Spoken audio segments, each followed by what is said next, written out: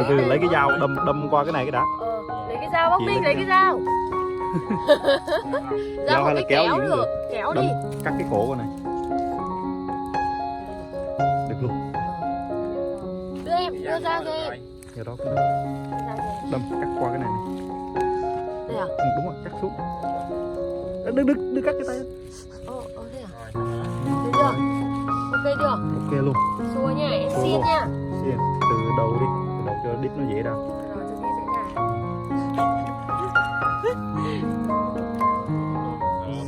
Cẩn thận đấy, không vào tay đó. Ôi xiên qua đùi à? Rồi, từ từ. Chỗ này nó có cái khớp. Từ từ, xoay. Xoay, đúng rồi. Xoay. Quá đỉnh. Sao cảm giác con gà này nó nhỏ bé nhỉ?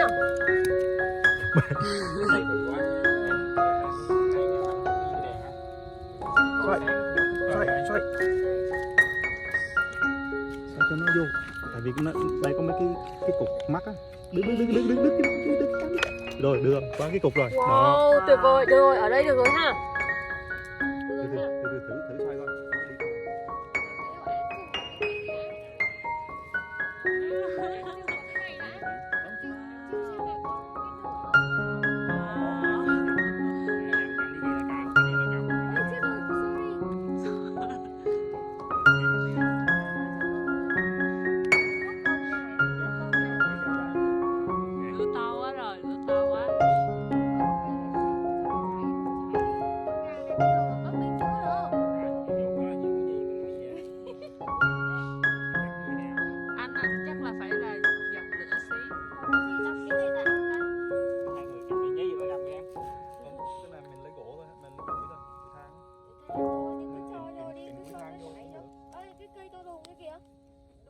Cho nó cháy lại đi. Cái này hả?